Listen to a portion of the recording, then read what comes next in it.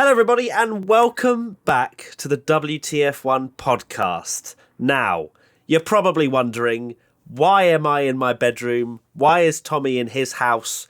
Well, obviously, we're not going to dive into the reasons why, because we all know that a lot of people are working from home at the moment. So we thought we would do a remote WTF1 podcast. Isn't that right, Tommy?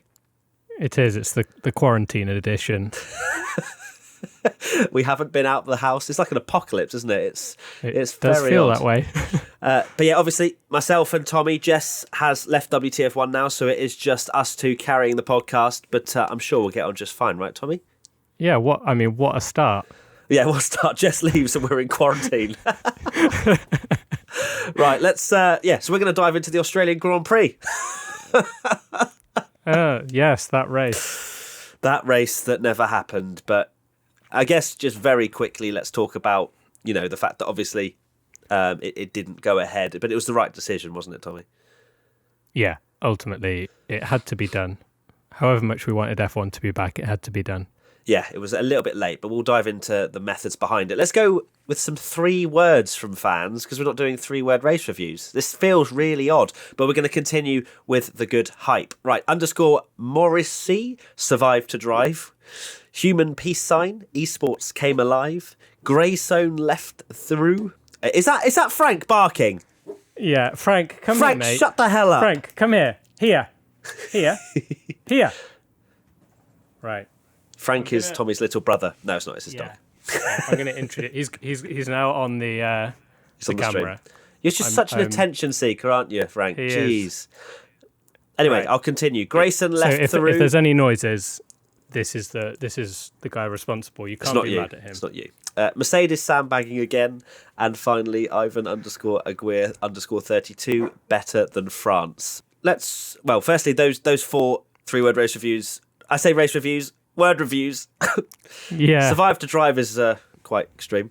Better than France. Seen a lot of that. Yeah, absolutely. I mean, the actual race weekend, I guess, was because there was a lot of things going on behind the scenes away from Formula One, which we'll dive into. But let's talk about, your 3-word review, as I keep trying to say race, kind of sums it up beautifully. Yeah, so, that backfired. Why do you say that?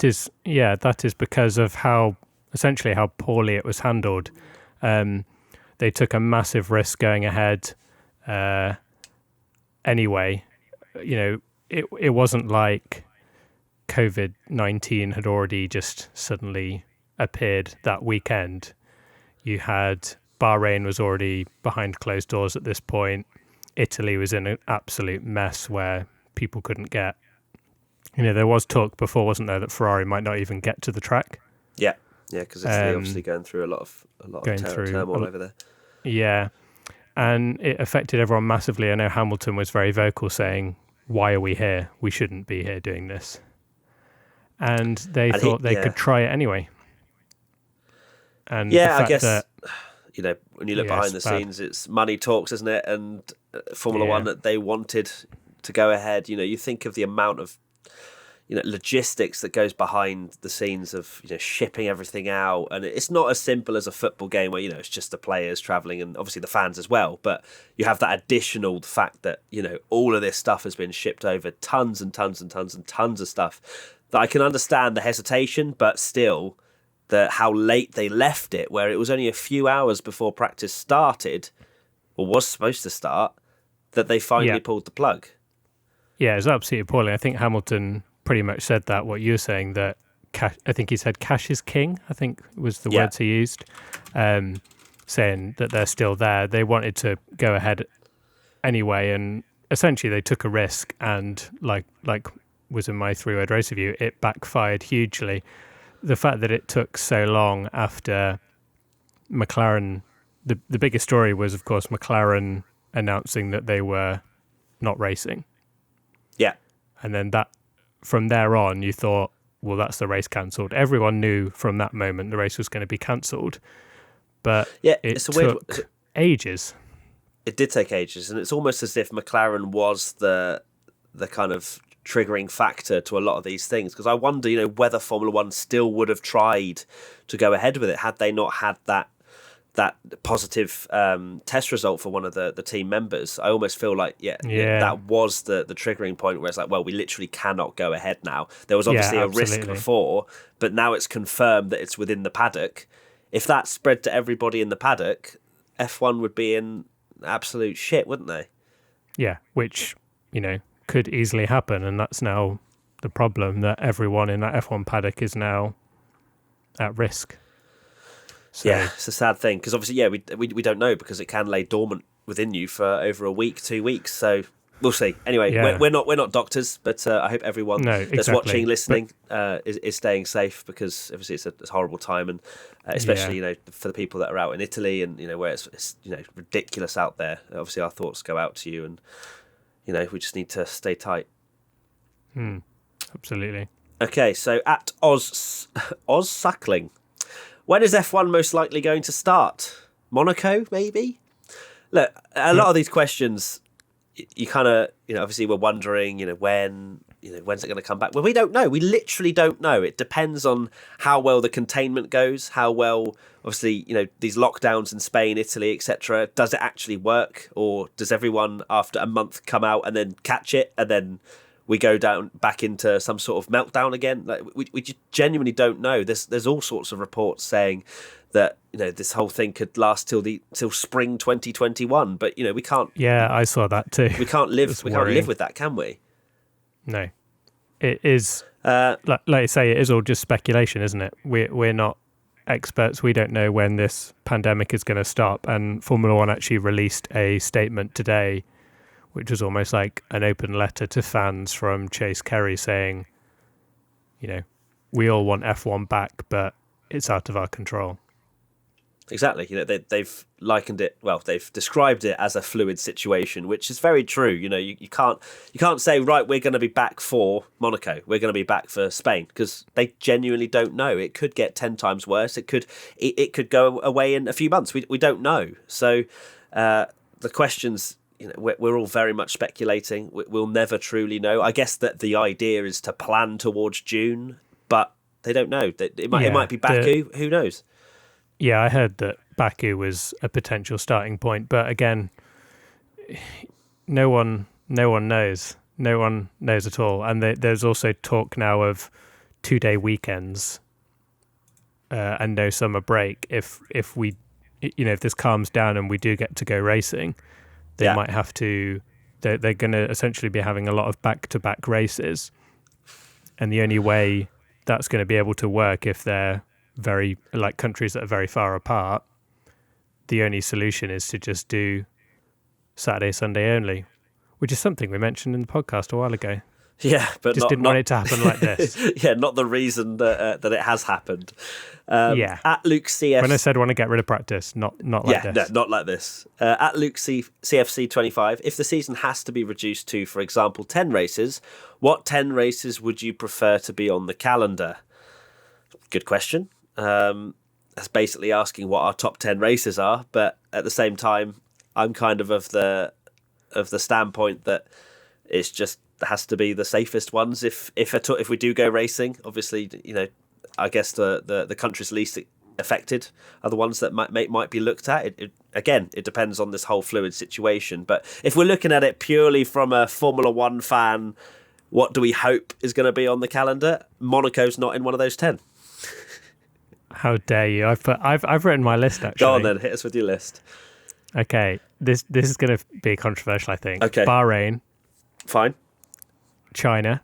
Yes, exactly. Love China. This is if COVID-19 wasn't a thing. Yes. Obviously, because this is not based on anything other than I like these races. Yeah. Vietnam and Zandvoort, just because it would have been nice to see them.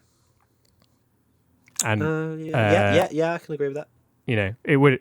New races are always fun, unless it's Paul Ricard. Got to try them out. Monaco, because it's special. Ooh, special. Baku, Canada, Silverstone, Spa, Monza, Brazil. That's not that controversial. What would you? Yeah, there's a few off there that I feel like people. Suzuka's not there, which might be I guess some people might get triggered that have chosen. I mean, you say that Monaco's a special race, but you would have Monaco over Suzuka. Yeah, because it's so different.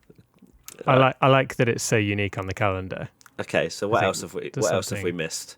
Let me get up the Abu Dhabi. I mean, I'm not surprised you schedule. haven't. Yeah, actually, I've got it on my phone. If anyone wants to go get it, it's WTF1 wallpaper. The lock screen.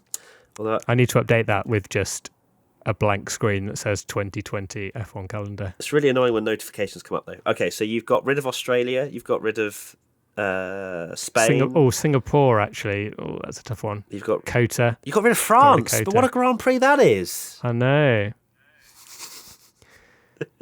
Yeah, COTA, Hungary, Mexico. Hungary you got rid of? It was difficult. I was going through it thinking, this is a lot harder than... All right, let me go through my 10, and I'm just going to make it up on the spot as I go through. So I might have less or more than 10 as I go for it. Okay, so Australia I could drop. Bahrain I would definitely have. As you say, Vietnam, Netherlands, yep, that's 3. Spain, absolutely not. Monaco, I could leave it. Azerbaijan, yes. So how many is that? 1, 2, 3, 4. Canada, yeah, I would have that. 5. France, no. Austria, no. British Grand Prix, obviously. 6. Hungary, no. Belgium, yes. 7. Italy, yes. 8. Singapore, nah. Russia, meh. Japan, yes. 9. Oh, then it's got to be Brazil. But then I've missed out China. Because China's at the bottom. I'd have 11. So you did the same calendar as me, but you'd replace Monaco with... what was the race you added? I also added Suzuka. Suzuka. And someone else. Anyway, let's move on. That's what we would have for our 10 races. So let's just hope that some of them happen. That would be nice, wouldn't it? Yeah. How many races do we need for it to be a championship? Wonderful. Is it 8? 12? I'm not sure. I think that's... Is there an official ruling? I thought it was 75%. 75% of the calendar. Which is not going to happen, is it? Wow, okay. So Schumacher's record's still intact. The only positive from this, if it's a 74% season, is that they all race for fun. What happens then, like with constructors' money and all that stuff, if it isn't declared a true championship? Yeah, it's a massive mess, really. It's going on in football as well. A football podcast that I listened to were talking about it, saying you're a Liverpool fan, I'm a Leeds fan, and there's talk of the season being scrapped, and which is absolutely preposterous. I know. We're going to interrupt this WTF1 podcast just for a brief moment to talk about our regular sponsor for this series, ExpressVPN. Now, we don't actually have Jess to tell us all about her glowing reviews of the app, but with the fact that we're now essentially quarantined, a lot of us working from home and whatnot, this is actually the perfect time to get involved with this, purely because you can watch things like the Netflix US side of things, where they release stuff so much earlier, don't they, for some things, Tommy? Yeah, exactly. You can essentially watch TV from any country without having to go to that country, which obviously you can't do at the moment. So Exactly. An ExpressVPN lets you easily bypass pesky geo-restrictions, and you can get set up in under 10 minutes and start enjoying HD streams that were currently blocked from you. It works on your computer, phone, router and consoles, as well as services like Fire TV, so you can watch from pretty much any device. Browse with peace of mind safely that the app will be encrypting all your data, keeping it safe from those pesky hackers. If you want to get involved, which I'd seriously recommend, especially with the fact that we're now just stuck at home and you can watch loads of US TV shows, you can use our special link today to get 3 months free. 3 months! That will sort us out, I think, for most of this incubation period. All you have to do is go to expressvpn.com/WTF1. That's expressvpn.com/WTF1 for 3 months free with a 1-year package. Head over to the link to learn more. That's it. Tommy, you going to go do that? Of course. Go do it. Got 3 months I want to see your receipt. Got 3 months to watch a lot of TV. Yeah, Netflix US, that's the one. Right, let's dive into my 3-word review. I went for Community Comes Together just purely because, you know, what with everything being cancelled, Formula 1 being cancelled, loads of sporting events just being wiped off the calendar. It was amazing to see how the internet, the motorsport community came together, Veloce Esports and the race, both creating landmark events, it has to be said, where to give people context if they didn't see it, the race one, I think they kind of did. They did it on Sunday. They both did it on Sunday. They started about 1 p.m. and they had Max Verstappen, loads of other sort of professional drivers. They also had Jimmy Broadbent, YouTube personalities, and they had a mixture of sim racers and stuff. And they were more on the sort of hardcore side. They were on R Factor 2. And then on the other side, you had Veloce Esports, where they did a more of an accessible one. It was F1 2019, 50% race, had Lando Norris, Esteban Gutierrez, Stoffel Van Dorn, Thibaut Courtois, the Real Madrid goalkeeper. There was a ridiculous array of drivers in both of them, but it was just such a feel-good event, wasn't it, for something that just, we were so down about F1 being cancelled, and then this kind of came out of nowhere only a few days before. Yeah, they were both great sort of time fillers when we were sat waiting for F1 to be back and it was cancelled. But I could never have imagined that it would be the first race of the season and we'd be here watching the Real Madrid goalkeeper going wheel to wheel with Esteban Gutierrez on the Formula One game. I mean, what a crazy, crazy time it is. Yeah, for every bit of adversity, there's opportunity. And I think both of these, the race and Veloce did an amazing job to get this all together in such a short amount of time. Huge views as well on both of them. Yeah, Lando Norris was breaking Twitch flipping records for Formula One side of things, and has like 70,000 concurrent viewers. It was ridiculous. So yeah, amazing job. And I know that there's going to be another Bahrain one, not the Bahrain GP for this weekend. I think Veloce are planning. So be interested to see what the race come up with as well. But yeah, it's amazing that we have something to watch at least. And even if I think this is a good time actually for when people that are so against just F1 gaming and people competing, I think a lot of these sort of hardcore, I couldn't possibly watch this, that would come out of the woodwork and be like, oh, actually, it's not too bad. Yeah, it's perfect for the naysayers that they don't have a choice now other than if you want motorsport, you're going to have to watch these esports races. So, and I think having big names in like Max and Lando, already it just brings it to a lot more people. Yeah, absolutely. And the numbers have been staggering, so I'm looking forward to seeing what comes next. At BenNM97 said, who would win if all 20 drivers did an esports race? Well, that's very easy. I think it'd be Max Verstappen. That we just named. Yeah, Max Verstappen. I think Lando is maybe just a little bit worse, but he's still an incredibly good sim driver, but I think he's just tiny bit slower than Max. Would you agree?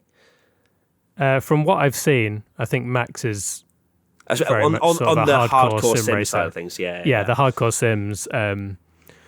It's amazing the amount of lobbies that I see people posting, and Max is in it, and he's quicker than people that play the game all the time, day in, day out, and it's their whole lives. And then he rocks up into a lobby and he's top 3, maybe even leading. So super. That boy's got talent. Yeah.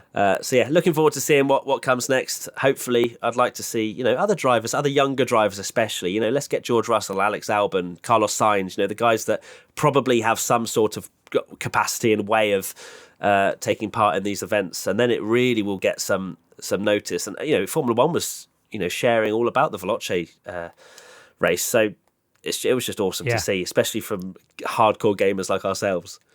Yeah, exactly. It was so good. I mean, both of them were really entertaining races. The Veloce one snoring or moaning? He's snoring. Yeah, he started snoring. So he's not barking. He's now snoring. Carry on. Sorry. Yeah, he's just sat by my feet snoring. Can't be a very interesting podcast. Thanks, Frank. But the Veloce one maybe was a bit more bantery, I guess. The fact that you had Will N.E. and I know you said to him before the race, if you dive bomb, I'm going to go crazy on the stream, and he did. And shout out, most amazing thing. Shout out to Arav as well, who retweeted one of my tweets mid-race. The commitment to the content. I don't know if you saw that. No, that's incredible. Because basically, him and his teammate had done really badly.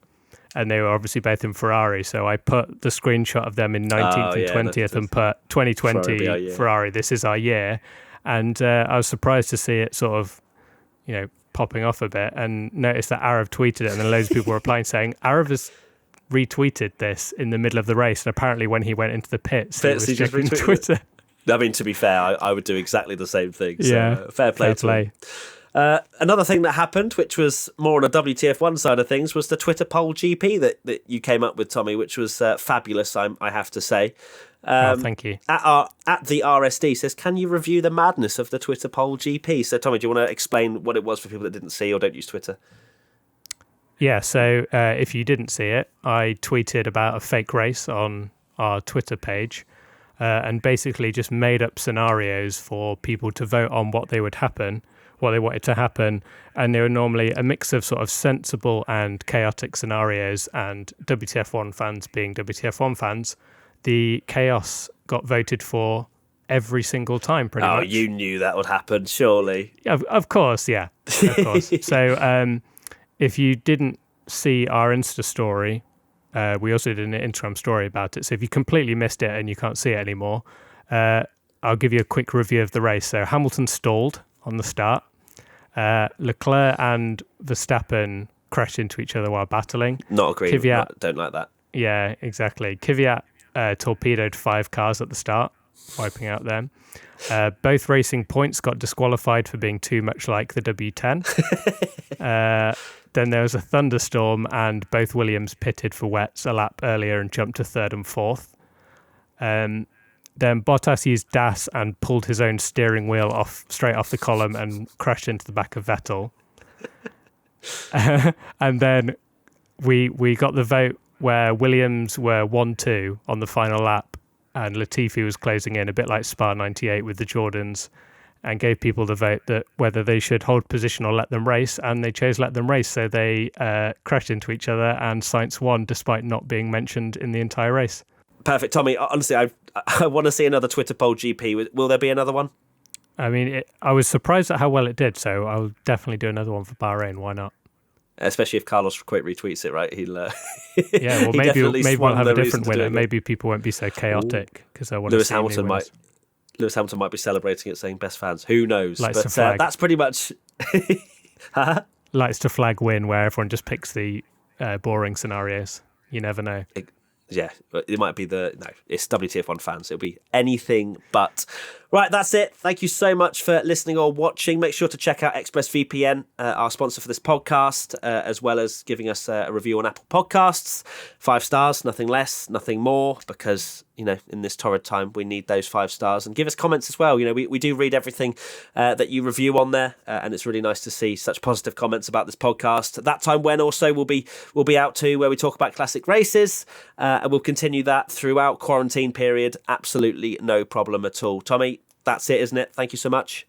Yeah, thank you very much, everyone, for persevering with us during this sort of slightly awkward podcast where we're probably piecing it together. There's probably going to be a few jumps where we've cut out and getting our audio stuff to work. Things keep stopping, things keep cutting, things keep breaking. But just to quickly clarify on the content side of things over the next weeks, months, we definitely will be putting stuff out. It's just we've had to change our way of thinking a little bit. We'll probably maybe look more towards the gaming side of things, maybe doing some live streams, Tommy. Who knows? We need to kind of sit down and brainstorm that. But I think, the main thing is that we're still here. We're still going to be on social media. We're still going to be interacting with you guys, and we're not going anywhere, right? Absolutely. Love it. Right. Thank you so much for watching. I miss you, Tommy. Wish I was in the same room as you. I know, it's weird. I can't even see you at the moment. It's so and I'm waving at the camera. Right. Take care, guys. You look to the left, I'll look to the right. This probably won't be right. Okay, I've looked to the left. Wave. And I'm waving. Okay. I'm waving at you. I hope that works. This is weird. It'd be hilarious if it's the opposite. Bye. Bye.